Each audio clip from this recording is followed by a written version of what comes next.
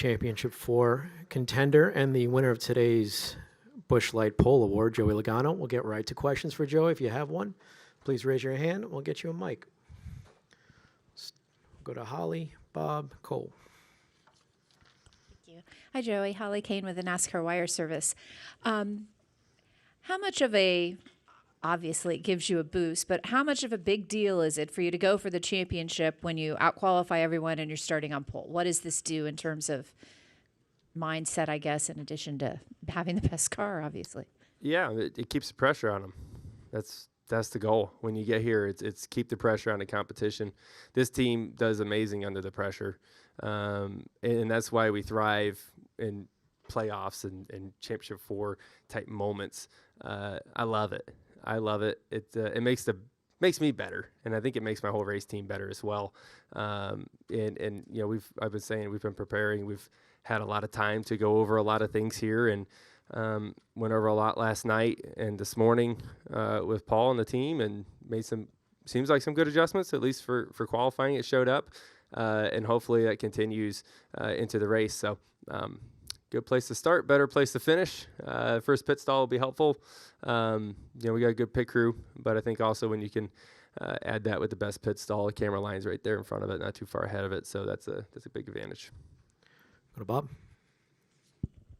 Bob Hawkers, Fox Sports. Well, so does this make you the favorite tomorrow? And are you the guy who feels the least pressure and has the best car?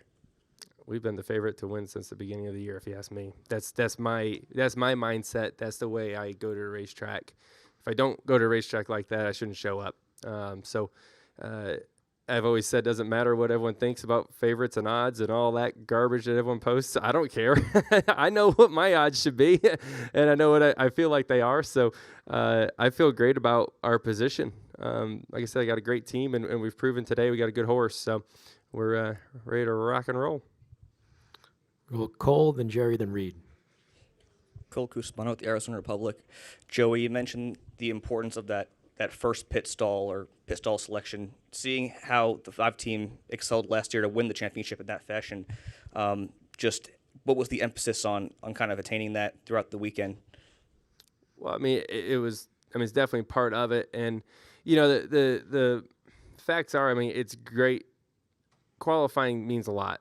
Don't get me wrong. It means a little bit less when you're in the Championship 4 because at worst you're going to have the 4th best stall, which is still a pretty good stall here. You know, 1 is the best one for sure.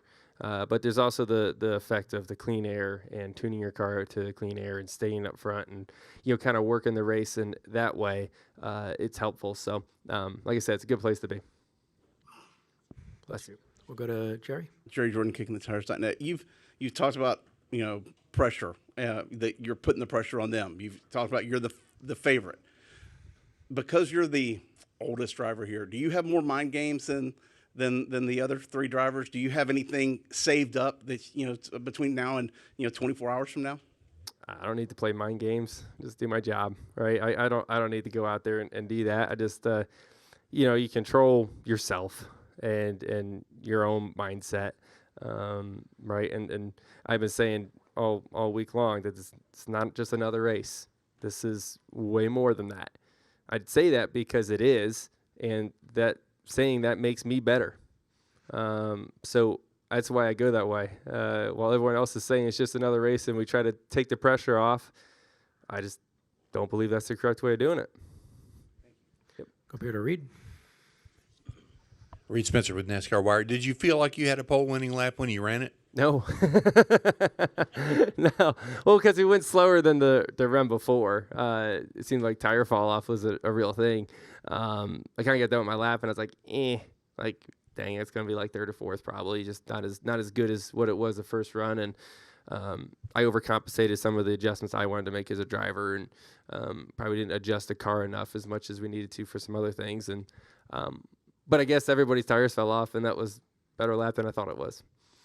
Joey Igo, Cronkite News. Joey, what does tonight kind of look like for you? Obviously, you said it isn't another race tomorrow. It's the biggest race of the season. Just what does tonight look like? Are you going to watch the Xfinity race? Are you just going to just block out the noise? Kind of just what does it look like?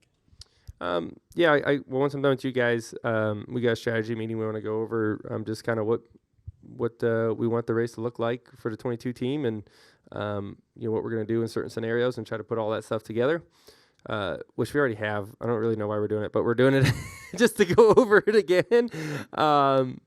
And then my family comes in tonight, so I'll be able to spend a little bit of time. So once we're done with that, we're ready. I mean, we're prepared. Like I said, we've had plenty of time to go over everything, and so at that point, it's just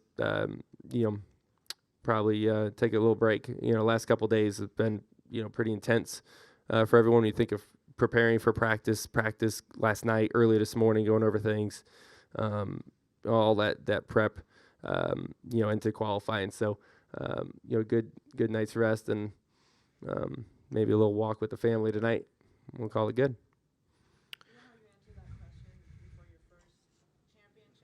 I went to Publix and gave out turkeys.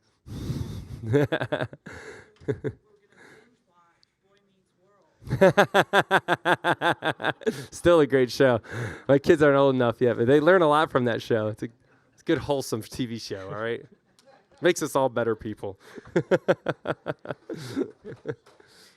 Any final questions for Joey?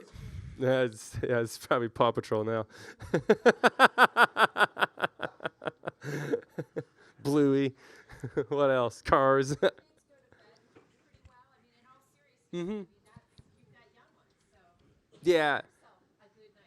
Oh yeah. Well, we just got Hudson. The trip's really far the other ones are really young, and we debated upon doing this. And Jameson, he's great, but he wakes up at 5 a.m. no matter what. And we tried putting him on West Coast time, because we knew we were coming out here. So we tried putting him to sleep later and later. Turns out the kid can go to sleep at 10 or 6:30, and he wakes up at 5. Just doesn't matter. So we said, we'll see when we get home, bud. Love you. Great kid. Love him to death. All right, Joey. Thank you so much for the time. All right. Thanks, Have a guys. great night, and good luck tomorrow. All right. Thanks.